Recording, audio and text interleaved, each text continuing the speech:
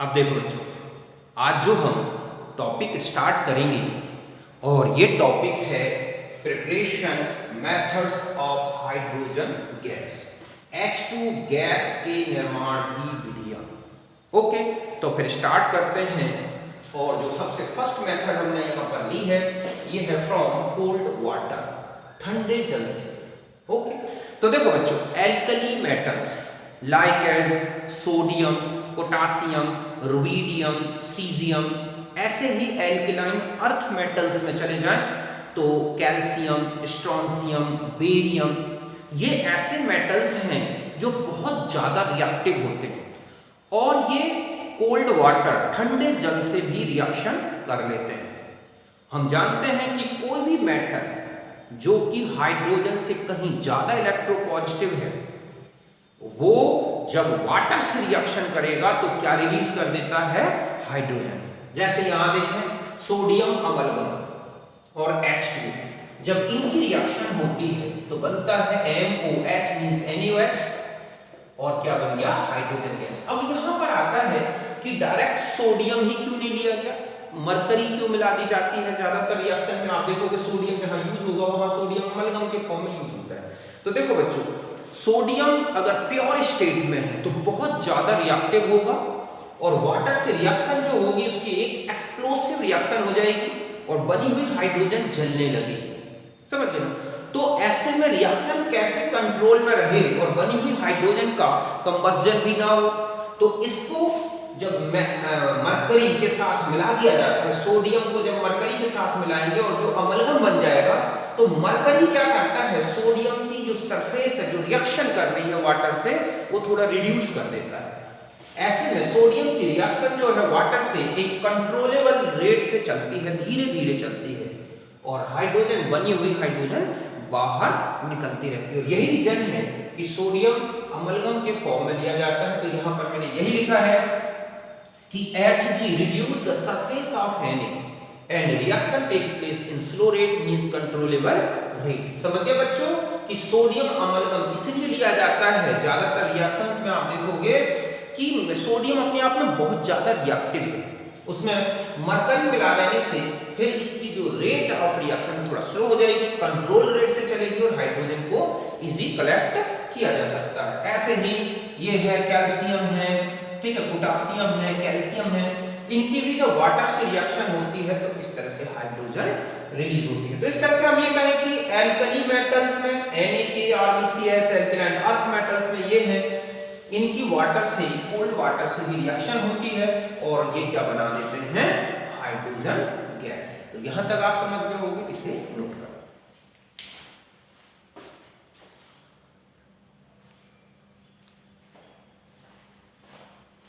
अब देखो बच्चों, नेक्स्ट मेथड है और ये है फ्रॉम हॉट वाटर और स्टीम।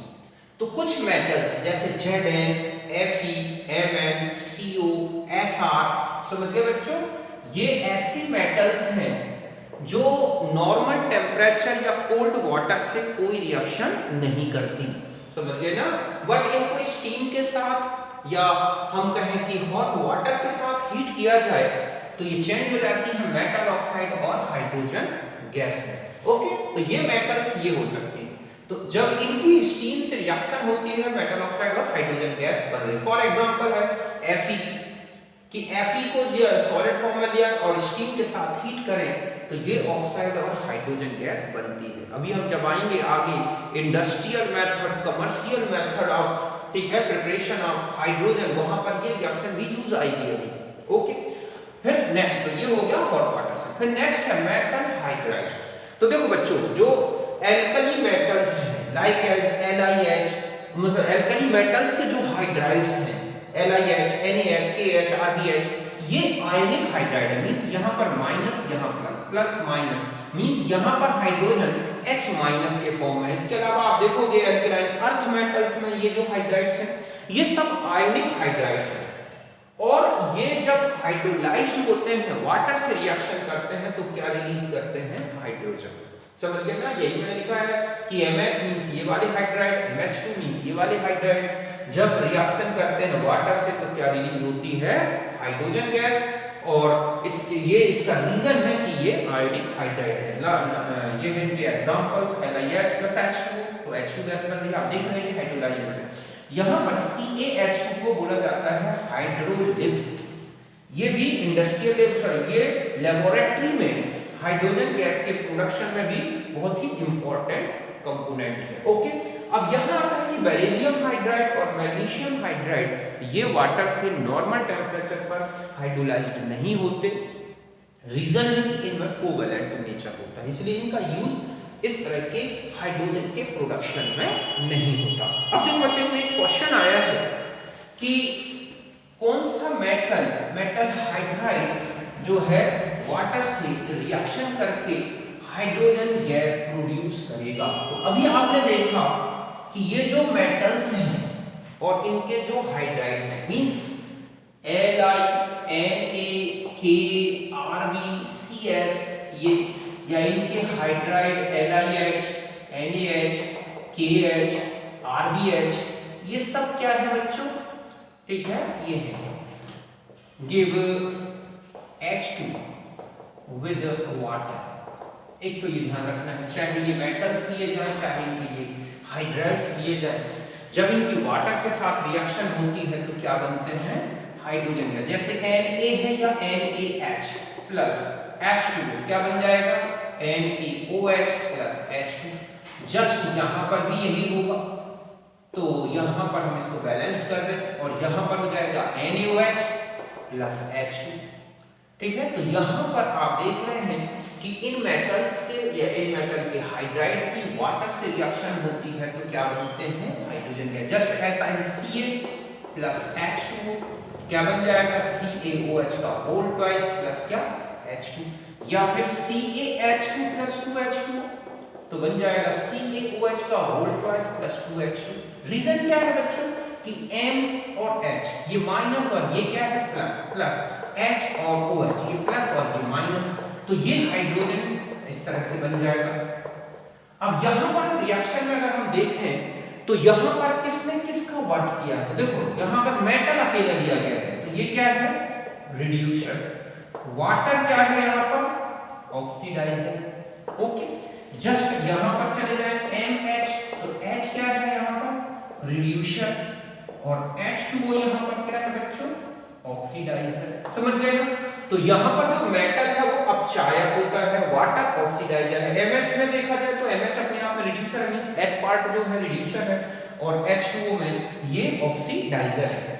अब एक चीज और बता दूं कि ये जो हाइड्राइड्स होते हैं, समझ गए ना? तो ये तो आपको मैंने बताया कि एल्कली मेटल्स हो, या एक चीज और बता दूं कि जो एल्कली अर्थ मेटल्स है मतलब Ca, Sr, Ba, Ra, ठीक है, या CaH2, SrH2, BaH2, RbH2, ये भी क्या करते हैं? अगर इनकी वाटर से रिएक्शन होगी तो क्या बनेगा? हाइड्रोक्साइड। ओके बच्चों, और क्या बन जाएगा? इसके अलावा आपने देखा यहाँ पर H2 गैस।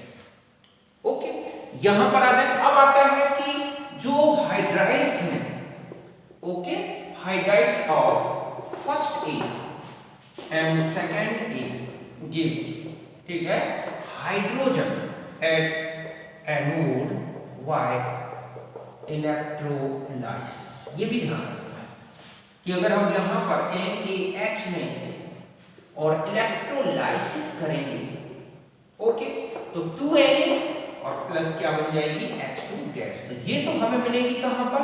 कैथोड में, और ये कहां मिलेगी बच्चों? एनोड में। क्यों? क्योंकि ये माइनस और प्लस है, तो Na प्लस और H माइनस प्लस इलेक्ट्रॉन तो बनेगा N, ठीक है, तो ये कहां पर होगा? At cathode. और ये क्या होगा? रिडक्शन। यहां पर आप देखोगे H2 प्लस इलेक्ट्रॉन, तो ये कहां हो जाएगा? एट एनोड, और ये क्या हो गया? ऑक्सीडेशन। तो ये मेटल हाइड्राइड्स जो हैं ऐसे हैं जिनको हाइड्रोलाइज्ड किया जाए तो हाइड्रोजन मिलेगी, इलेक्ट्रोलाइज्ड किया जाए तो एनोड में हमें हाइड्रोजन गैस मिलेगी, या इनके करस्पॉन्डिंग इनके मेटल्स को लिया जाए, वाटर के साथ रिएक्शन कराई जाए तो भी हाइड्रोजन बनती है। तो इस तरह का एक क्वेश्चन होता है कि इनमें से कौन सी मेटल और इसका मेटल हाइड्राइड वाटर से रिएक्शन करके हाइड्रोजन रिलीज करेगा। तो इस तरह से जो मैंने आपको हाइड्राइड्स बताए, मेटल्स बताए, उनकी वाटर के साथ डायरेक्ट रिएक्शन होती है। अगर आपसे पूछा जाए कि बेरिलियम, मैग्नीशियम, ठीक है, not react with cold water, ध्यान रखें कि ये कोल्ड वाटर के साथ रिएक्शन नहीं करते, ठीक है, रिएक्ट्स विद हॉट वाटर, ठीक है। तो ये हॉट वाटर से तो रिएक्शन करते हैं लेकिन बहुत अच्छे ढंग से रिएक्शन नहीं होती, इसलिए इनका ज्यादा यूज हाइड्रोजन के प्रोडक्शन में नहीं होता। तो यहां तक आप अच्छी तरह समझ गए होंगे, इसे नोट करें।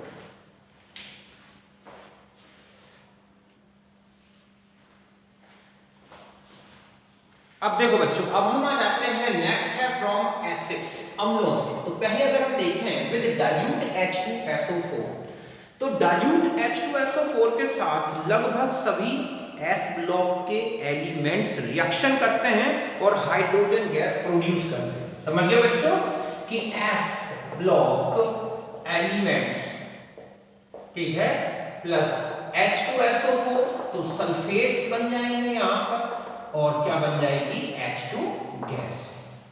कि जो S ब्लॉक के एलिमेंट्स इतने इलेक्ट्रोपॉजिटिव हैं, मींस हाइड्रोजन के रिस्पेक्ट में ज्यादा इलेक्ट्रोपॉजिटिव हैं, और जब इनकी रिएक्शन H2SO4 डाइल्यूट ले लें उससे होती है या फिर कॉन्सेंट्रेट भी ले लें तो उससे होती है, तो हमें मिलता है हाइड्रोजन गैस। जैसे कि Mg प्लस H2SO4 डाइल्यूट लिया, MgSO4 H2 Fe के, ऐसे ही अगर हम Fe Zn D ब्लॉक के एलिमेंट्स लें, ओके, तो इनके साथ डाइल्यूट H2SO4 की रिएक्शन होती है तो भी H2 गैस मिलती है। जस्ट ऐसा ही ये भी S ब्लॉक के साथ रिएक्शन करता है बच्चों। HCl भी S ब्लॉक के एलिमेंट के साथ हाइड्रोजन प्रोड्यूस करता है, इसके अलावा जिंक की HCl से रिएक्शन हो जाए हाइड्रोजन गैस प्रोड्यूस होगी। अब आता है कि जिंक की अगर हम डाइल्यूट H2SO4 से रिएक्शन कराते हैं तब तो हमें H2 मिलती है। अब आपसे क्वेश्चन पूछ लिया जाए कि कॉन्सेंट्रेट H2SO4 के साथ क्या होगा, तो ध्यान रखें कि जिंक जो है केवल और केवल डाइल्यूट H2SO4 से ही रिएक्शन करके हाइड्रोजन प्रोड्यूस करता है।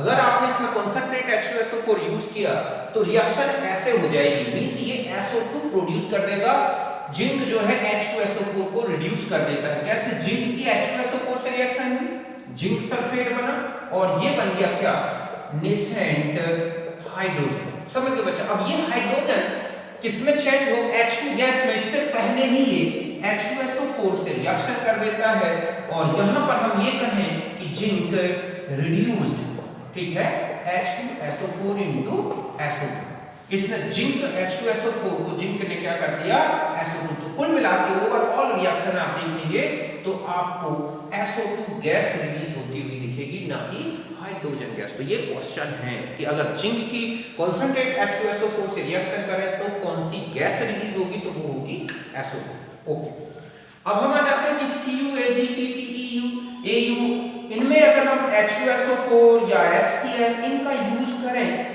तो क्या हमें H2 मिलेगी, तो नहीं मिलती। आप जानते हैं इलेक्ट्रोकेमिस्ट्री में मैंने बताया है कि ये ऐसे मेटल्स हैं जिनका electrode potential, standard electrode potential hydrogen के इलेक्ट्रोड पोटेंशियल से कहीं ज्यादा है।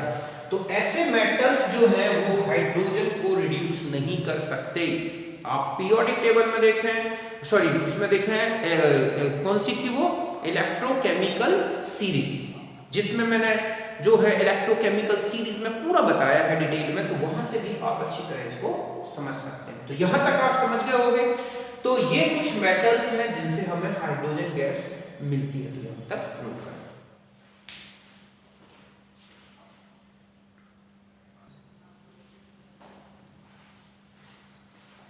अब देखो बच्चों, अब यहां पर आ जाए, ये कुछ मेटल्स हैं जैसे कि Mn, Mg, Ca, Nk, अगर इनकी रिएक्शन, ठीक है, किससे होती है, HNO3 डाइल्यूट के साथ, तो हाइड्रोजन गैस रिलीज होती है। जैसे कि Mg प्लस HNO3 तो H2 plus MgNO3 whole twice, Mn की रिएक्शन हुई MnNO3 प्लस H2। अब पूछा जाता है कि जिंक के साथ क्या होगा, तो ध्यान रखें कि Zn, ठीक है, does not give H2 with dilute और concentrate HNO3। देखो मैं इसकी रिएक्शन बता दूं क्या हो जाती है। यहां पर हमने जिंक लिया प्लस HNO3, कौन सा ले लें, डाइल्यूट।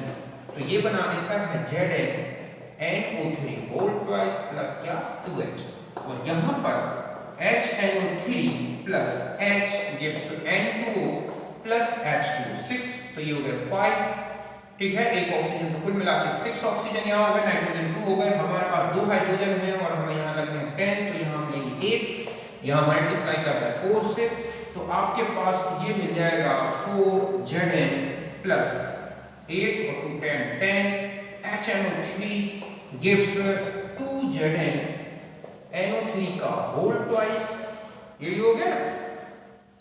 और देखो आप, तो आपके पास 4, तो सॉरी यहाँ पर आ जाएगा 4 प्लस यहाँ हो गया आपके पास N2O प्लस 5H2, तो ये रिएक्शन, तो यहाँ पर जो प्रोडक्ट बना ये है, ठीक है, तो ये प्रोडक्ट बनता है गैसियस। तो नाइट्रिक एसिड से अगर जिंक रिएक्शन करता है डाइल्यूट कंडीशन में तो H2 नहीं बनेगी, क्यों? क्योंकि बना हुआ नेसेंट हाइड्रोजन, ये जो है यहाँ पर ये क्या है बच्चों, नेसेंट हाइड्रोजन, ये तुरंत नाइट्रिक एसिड को ये यहाँ पर क्या कर देता है, रिडक्शन की रिएक्शन कर देता है, और हाइड्रोजन गैस रिलीज हो इससे पहले ये रिएक्शन होगी और इस तरह से हमें क्या मिलेगा, N2O। और अगर हम इसकी बात कंसंट्रेट से करें कि कंसंट्रेट के साथ क्या होता है, तो कंसंट्रेट अगर हम यहां लेते हैं तो रिएक्शन फर्स्ट स्टेप तो सेम होगा, लेकिन ये चेंज हो जाता है, फिर HNO3 plus H gives NO2 plus H2, हम यहाँ 2 लगाते हैं, यहाँ 2, तो हमारे पास हो गया 4 ऑक्सीजन, टोटल में 6, तो यहाँ लगा दें 2,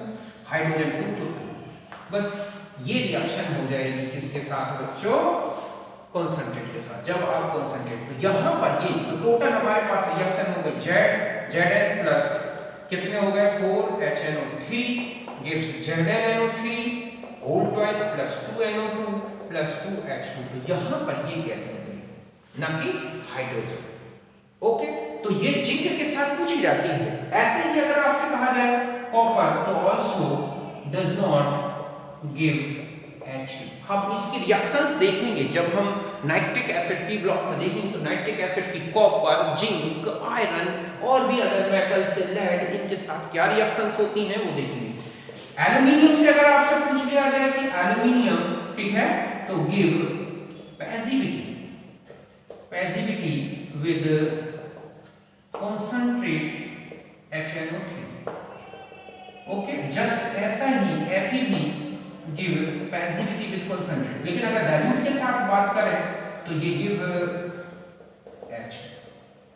ओके, तो अगर एल्युमिनियम, आयरन, इनकी कंसंट्रेट HNO3 के साथ रिएक्शन पूछी गई है तो यहाँ पर वो पैसिविटी शो करते हैं, मींस मेटल की सरफेस पर नाइट्रेट से बने हुए या नाइट्रोजन के ऑक्साइड से थिन लेयर बन जाती है, जिसके कारण नाइट्रिक एसिड की फिर एल्युमिनियम से या आयरन से कोई रिएक्शन नहीं होती। समझ गए बच्चों? तो यहाँ पर मैंने आपको कंसंट्रेट H2SO4 के साथ रिएक्शन बता दिया, आप इसे नोट करें।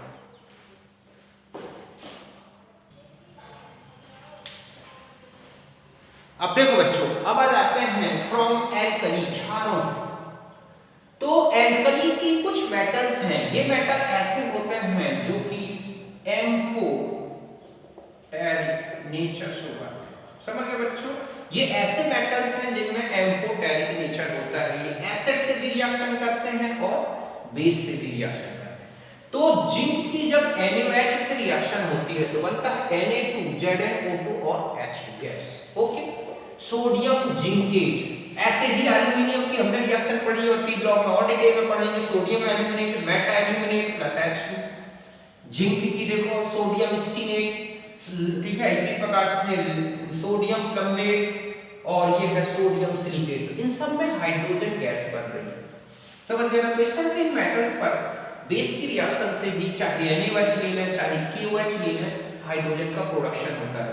अब आता है एक क्वेश्चन है कि जिंक की जब H2SO4 से रिएक्शन होती है और जिंक की जब NaOH से रिएक्शन होती है तो हाइड्रोजन जो बनती है उसका रेशियो क्या है, वॉल्यूम रेशियो। तो देखो यहाँ पर H2 1 मोल बन गया, यहाँ पर चले जाए तो आपने देखा Na2 ZnO2 प्लस H2, यहाँ पर भी 1 मोल बना। तो अब आप यहाँ देखें कि NaOH और H2SO4 इनके साथ जो H2 बन रही है वो है किस रेशियो में दिख रही है बच्चों? 1:1। समझ गए ना कि जिंक की H2SO फोर्स है तो 1 मोल मींस 22.4 लीटर हाइड्रोजन, तो NaOH के साथ रिएक्शन हुई तो भी 1 मोल हाइड्रोजन बनी। और इस तरह से सेम अमाउंट यहां पर क्या लिया है हमने, यहां पर same amount of zinc. Suppose हम यहाँ 1 मोल जिंक ले रहे हैं और वो पूछता है कि same amount of zinc react with H2SO4 and NaOH give hydrogen, तो रेशियो ऑफ हाइड्रोजन गैसेस तो ये रेशियो 1:1 होगा। चाहे आप 1 ग्राम ले लें, चाहे इसकी फिर कितने भी ग्राम्स में ले लें, सेम वॉल्यूम में हाइड्रोजन गैस बनेगी। तो यहां तक आप समझ गए होंगे, इसे नोट करें।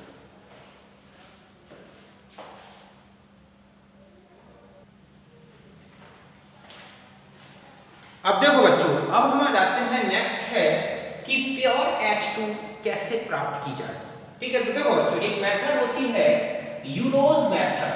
यूनोज मेथड एक ऐसी मेथड है जिसमें प्योर H2 मिलती है। इसमें एल्युमिनियम पर KOH एक्वस की रिएक्शन है, जो अभी मैंने NaOH की भी बताई थी, बिल्कुल वही रिएक्शन है और H2 बनता है। यहां पर जब एक्वस KOH यूज किया जाता है तो एक्वस KOH क्या करता है बच्चों कि जो अगर CO2 एटमॉस्फेरिक CO2 अगर हाइड्रोजन के साथ मिल भी गई ना तो ये उसको एब्जॉर्ब कर लेता है और क्या बना देता है? K2CO3। समझ गए ना? एब्जॉर्ब बना करेगा तो क्या बन जाएगा? K2CO3, जो कि कहां पर है? ये होता है वाटर सॉल्युबल। तो यहां पर KOH यूज करने से हमें H2 प्योर स्टेट में मिलती है। ये प्योर होती है, मींस जो बाहर हाइड्रोजन गैस निकल रही है सॉल्यूशन से वो बिल्कुल प्योर होगी, उसमें कोई CO2 या अदर गैसेस की इंप्योरिटीज नहीं होगी। कारण है KOH जो CO2 अगर कहीं एटमॉस्फेयर से आ रही है तो वो एब्जॉर्ब कर लेगा, या इनके साथ कहीं पर आ गई गलती से तो वो एब्जॉर्ब कर लेगा। एक मेथड और होती है, ये ऑब्जेक्ट का क्वेश्चन भी है कि प्योर H2 गैस और किस मेथड से हमें मिल सकती है। तो देखो बच्चों, प्योर H2O जो प्योर हाइड्रोजन है ये बेरियम हाइड्रोक्साइड के एक्वस सॉल्यूशन की इलेक्ट्रोलिसिस से भी मिलती है। यही मैंने लिखा है कि pure H2 also obtain bye electrolysis of aqueous barium hydroxide with platinum निकल इलेक्ट्रोड। यहां ध्यान से देखें कि यहां पर बेरियम हाइड्रोक्साइड का इलेक्ट्रोलिसिस नहीं होता, एक्वस में होगा तो H2O का ही इलेक्ट्रोलिसिस। बट यहां पर बेरियम हाइड्रोक्साइड एक कैटालिस्ट भी है, वाटर मॉलिक्यूल को डिसोसिएटेड भी करता है। दूसरा, बेरियम हाइड्रोक्साइड यूज करने से ये भी जो CO2 गैस अगर कहीं से आ जाती है तो ये उससे रिएक्शन करके बेरियम कार्बोनेट बनाता है जो वाटर इनसॉल्युबल होता है। मैंने यहां लिखा है कि pure H2 also obtain by the electrolysis of aqueous barium hydroxide with platinum nickel electrode because barium hydroxide absorbs CO2 gas and give water insoluble BaCO3 which is settled down and does not interfere in electrolysis। यहाँ barium hydroxide मिला देने से अगर कहीं इस पे absorb भी हो रही है CO2, अगर इसको ना मिलाया जाए बेरियम हाइड्रोक्साइड को तो ऐसे में एटमॉस्फेरिक CO2 एब्जॉर्ब हो जाएगी और उसमें कार्बोनेट बन जाएगा। वो कार्बोनिक एसिड H2CO3 बनेगा, वो इलेक्ट्रोलिसिस में इंटरफेयर करता है। तो बेरियम हाइड्रोक्साइड उस कार्बोनेट को या जो कार्बोनिक एसिड बन रहा है उसे बेरियम कार्बोनेट में चेंज करता है जो इनसॉल्युबल है और वो नीचे बैठ जाता है और इलेक्ट्रोलिसिस में कोई इंटरफेयरिंग नहीं होती। अब आता है कि QH क्या यूज कर सकते हैं, तो इसका भी यूज कर सकते हैं बट ये K2CO3 बनाएगा जो वाटर सॉल्युबल है और ऐसे में वो इलेक्ट्रोलिसिस में इंटरफेयर ला सकता है। समझ गए बच्चों कि शुद्ध H2 गैस को बेरियम हाइड्रोक्साइड के जली विलयन के विद्युत अपघटन से भी प्राप्त किया जाता है। ये इतना सा ध्यान रखना है, ये ऑब्जेक्ट का क्वेश्चन है कि pure hydrogen gas obtained by the following methods, उसमें ऑब्जेक्ट में ही दे रखा होता है। मैंने यहाँ यूज बता दिया, बेरियम हाइड्रोक्साइड का यूज है CO2 को एब्जॉर्ब कर लेना जो कि एटमॉस्फेयर से आ सकती है और इलेक्ट्रोलिसिस में इंटरफेयर कर सकती है। तो CO2 को एब्जॉर्ब करके बेरियम कार्बोनेट बनाता है जो सॉलिड स्टेट में होता है, मींस वाटर इनसॉल्युबल होता है और वो नीचे बैठ जाता है। KOH का क्यों यूज नहीं कर सकते, क्योंकि K2CO3 बनेगा, ये इंटरफेयर करता है इलेक्ट्रोलिसिस में। ओके, तो यहां पर भी एक इलेक्ट्रोलिसिस प्रोसेस से भी हमें प्योर H2 मिलती है लेकिन बेरियम हाइड्रोक्साइड की प्रेजेंस में। ओके, मतलब हम ऐसे कहें कि ये है हमारे पास H2O, यहाँ पर है बेरियम हाइड्रोक्साइड की प्रेजेंस, तो ये है H+ और ये क्या हो गया OH-। जब आप इसे इलेक्ट्रोलाइज्ड करेंगे, ओके, तो इलेक्ट्रोलिसिस में 2H+ + 2 electron give H2 gas, और जो ये कहां पर होगा बच्चों, कैथोड में, और ये क्या कहलाएगा, रिडक्शन। और 2OH की जगह में यहां ले लें मान लो 4OH या 2OH- give H2, okay, plus half O2 gas, okay. और यहां ये रिएक्शन कहां होती है, एनोड में, और ये कौन सी है, ऑक्सीडेशन। तो यहां पर ये कैटलिस्ट है, बेरियम हाइड्रोक्साइड का वर्क है plus CO2 gives BaCO3 plus H2, okay. और ये है PPT के फॉर्म में आ जाता है। तो यहां पर ये जो इम्प्योरिटीज थी, ठीक है, या इम्प्योरिटी है, वो इसमें मिक्स नहीं होती। तो इस तरह से बेरियम हाइड्रोक्साइड के सॉल्यूशन के इलेक्ट्रोलिसिस से भी प्योर हाइड्रोजन गैस मिलती है। तो यहां तक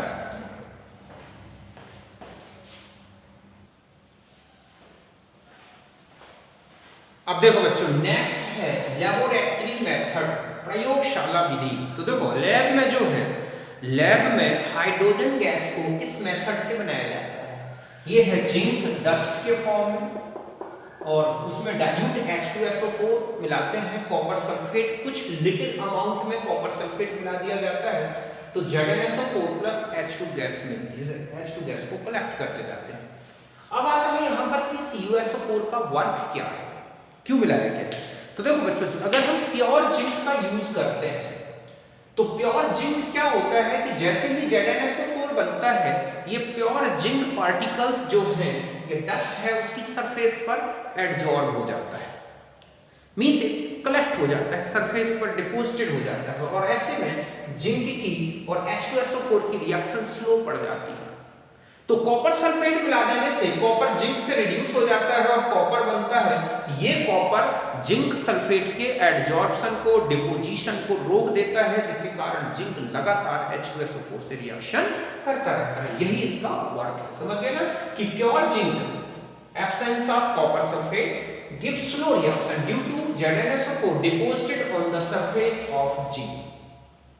But CuSO4 prevent deposition of zinc sulfate on the surface of zinc because, ठीक है, क्या करता है, copper sulphate give copper with zinc and Cu little absorb, या हम कहें कि डिपोजिटेड, ठीक है, ऑन द सरफेस, और ऐसे में रिएक्शन में कोई इंटरफेयर नहीं आता। समझ गए बच्चों कि प्योर जिंक अगर यूज किया जाए तो रिएक्शन स्लो चलती है, मंद चलती है, क्योंकि जिंक की सतह पर जिंक सल्फेट चिपकने लगता है, जम जाता है, अभिक्रिया बंद कर देता है।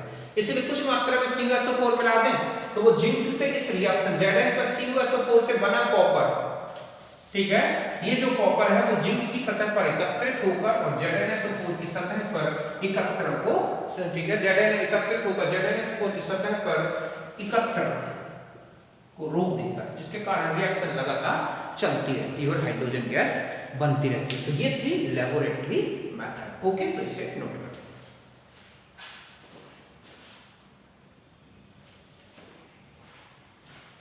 अब देखो बच्चों, अब हम आ जाते हैं, नेक्स्ट है मैन्युफैक्चर और कॉमर्शियल मेथड्स। मतलब हाइड्रोजन को इंडस्ट्रियल लेवल पर, कॉमर्शियल लेवल पर कैसे प्रोड्यूस किया जाता है, इसकी मेथड्स में।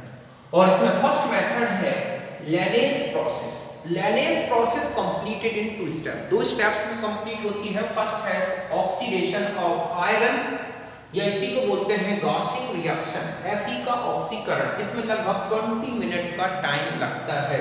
तो देखो यहाँ पर जो Fe है और स्टीम H2 इनकी रिएक्शन से बनती है Fe3O4 प्लस हाइड्रोजन गैस। यहाँ पर हाइड्रोजन का प्रोडक्शन हो गया। अब ये जो Fe3O4 बना है, फिर से Fe में कन्वर्ट करना होता है। तो अब यहाँ पर है रिडक्शन ऑफ Fe3O4, Fe3O4 का चेन, या इसी को बोलते हैं वेविफिकेशन, विविफिकेशन। इसको क्या बोलते हैं, विविफिकेशन, मींस पुनर्जीवित करना। मतलब इससे जो Fe3O4 है, सॉरी यहाँ पर आ जाएगा Fe3O4, इसको फिर से Fe में चेंज करना होता है। तो देखो जो Fe3O4 जो बन गया यहाँ पर, उसकी CO से रिएक्शन कराते हैं तो 3Fe प्लस 4CO2 बन गया। तो यहाँ पर ये रीजनरेट हो गया, Fe फिर से बन गया और इसका यूज फिर यहाँ कर सकते हैं, मींस ये दोबारा इसी में यूज होगा। तो हमें बार बार आयरन, नया आयरन नहीं लेना होगा, बस इसी में Fe का इस तरह चेंज हुआ, फिर Fe बन गया, फिर Fe को यहाँ ला दिया, या फिर इस मेथड से भी Fe को लाया जा सकता है। तो ये दोनों रिएक्शन जो दिख रही हैं ये है विविफिकेशन, मींस Fe3O4 को Fe में कन्वर्ट करना। ओके, तो इस तरह से यहाँ पर तो ये कहलाता है, यहाँ पर आएगा Fe का पुनर्जीवित करना, मतलब Fe अभी इसके साथ जुड़ा है, फिर Fe इस तरह से आ जाता है। तो ये है लैलियस प्रोसेस, यहां तक समझ गए? इसे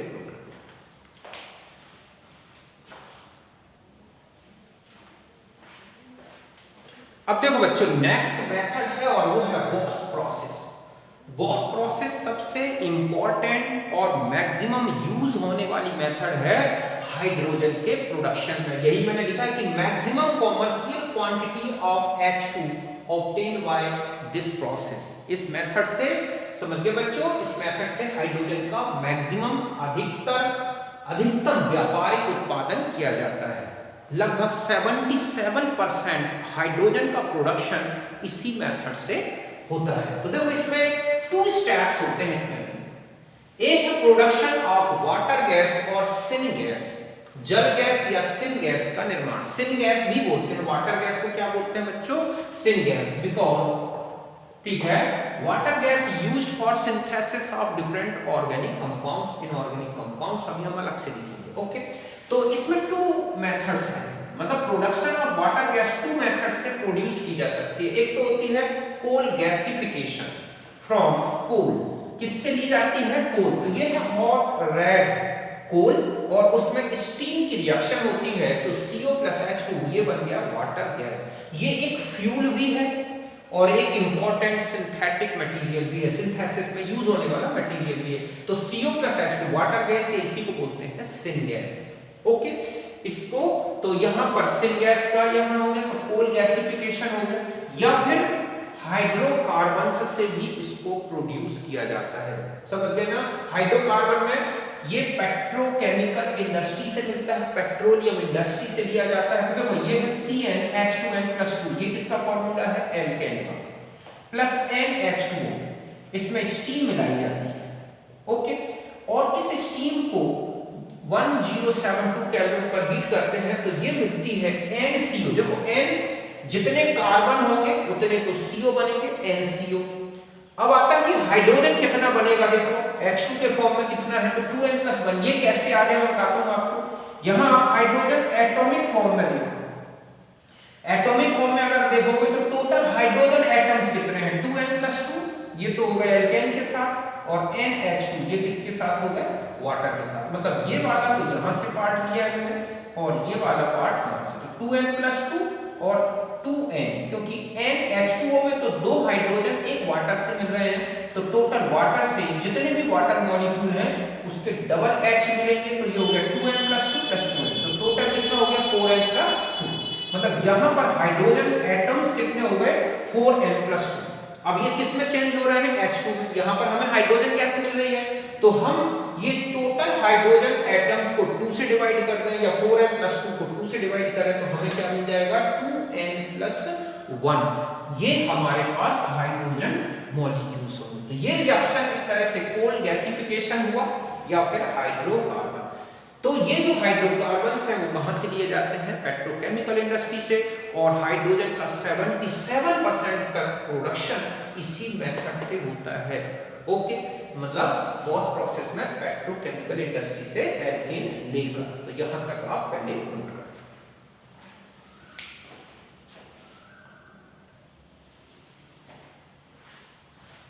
अब देखो बच्चों, नेक्स्ट आता है रिमूवल ऑफ CO2 या removal of CO from water gas. Water gas जो बना उसमें CO और H2 है, तो CO का रिमूवल, इसे बोलते हैं वाटर गैस शिफ्ट रिएक्शन। समझ गए ना? इसे क्या बोलते हैं? Water gas shift reaction. समझ गए बच्चों? अब हमें CO को हटाना होता है वाटर गैस से, तो CO के रिमूवल के लिए क्या किया जाता है कि ये जो वाटर गैस है, समझ गए ना, वाटर गैस में H2O स्टीम मिला दी जाती है और इसका जो वॉल्यूम रखा जाता है वाटर स्टीम का, वो इस वाटर गैस से लगभग डबल रखा जाता है, ट्वाइस वॉल्यूम। प्रेजेंस होती है Fe2O3 Cr2O3 या फिर FeCrO4 आयरन क्रोमेट या फिर इनका यूज होता है, तब जितना भी ये था CO ये चेंज हो जाएगा किसमें CO2 और हाइड्रोजन इस तरह से ये रिमूव हो गया। अब इस CO2 को रिमूव करने के लिए किसका यूज किया जाता है KOH एक्वस। पूरा जो गैस मिक्सचर है इस मिक्सचर को किसमें पास कर दिया जाता है KOH में, तो जितना भी CO2 था वो K2CO3 इस तरह से सॉल्युबल हो जाता है KOH में, और यहां पर प्लस हाइड्रोजन गैस हमारी प्योर फॉर्म में आ जाती है। समझ गए ना? तो इस CO2 को ऐसे सेपरेट करके और प्योर हाइड्रोजन गैस रिमूव कर ली जाती है। एक तो ये मेथड है, या फिर इसी CO2 का रिमूवल सोडियम आर्सेनाइड से भी कराया जा सकता है। Na3ASO3 के थ्रू CO2 को भी रिमूव किया जा सकता है। तो यहां तक बात समझ गए। अब आता है कि और भी पेट्रोकेमिस्ट्री में जो पेट्रोलियम प्रोडक्ट्स हैं, मींस एल्केन्स हैं जो है, इनसे भी और भी इस तरह से हाइड्रोजन गैस का प्रोडक्शन किया जाता है। CH4 से पहले CO और H2 बनाया जाए, फिर वाटर शिफ्ट, इसमें फिर वही होगा क्या कि water gas shift reaction use की गई, ठीक है। तो वाटर गैस शिफ्ट रिएक्शन से फिर यहाँ पर CO2 और प्लस क्या बन जाता है H2। तो यहाँ से इस तरह से यहाँ कभी हाइड्रोजन रिमूव किया जाता है। H2 also obtained by the cracking of hydrocarbon। Hydrocarbon की क्रैकिंग से भी हाइड्रोजन बनती है। CH4 की क्रैकिंग कर दी जाए, C2H6 की क्रैकिंग कर दी जाए। क्रैकिंग एक मैंने हाइड्रोकार्बन में चैप्टर बताया है कि जो एल्केन्स होते हैं, हायर एल्केन्स होते हैं, उनको जब हीट किया जाता है एयर की एब्सेंस में, तो ये छोटे छोटे फ्रेगमेंट्स में टूट जाते हैं, हाइड्रोजन में, छोटे एल्केन्स में। तो छोटे एल्केन्स अगर इस तरह से क्रैकिंग की जाए तो वो हाइड्रोजन में चेंज हो जाते हैं। अब यहाँ पर बता दूं कि जो 77% ऑफ हाइड्रोजन कमर्शियल प्रोडक्शन है वो किससे होता है? हाइड्रोकार्बन से, 18% कोल से, क्योंकि कोल गैसिफिकेशन मेथड बताई, और लगभग टोटल हाइड्रोजन कमर्शियल हाइड्रोजन का 4% केवल H2O की इलेक्ट्रोलिसिस से, समझ गए ना, इससे प्रोड्यूस किया जाता है। बाकी जो मेथड्स आपको मैं सिंपली बताई हैं वो एक लैब की या एक जनरल सिंपल मेथड्स है। तो यहाँ तक समझ गए होंगे, इसे आप नोट करें।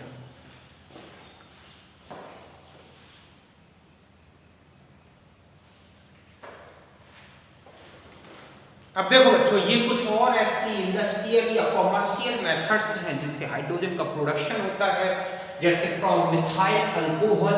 मिथाइल अल्कोहल को डिकम्पोज किया जाए तो ये बन जाती है वाटर गैस, ओके। और अब ये वाटर गैस जो बनती है इसका वही कौन सी reaction, water gas shift reaction करा दी जाए, स्टीम के साथ मिला के जब हीट करते हैं, किसकी प्रेजेंस में होती है ये Cr2O3 की प्रेजेंस में, तब ये CO2 और H2 में चेंज हो जाता है। CO2 को KOH से एब्जॉर्ब कर लिया जाता है और हाइड्रोजन हमें प्योर फॉर्म में मिल जाती है। एक तो ये है।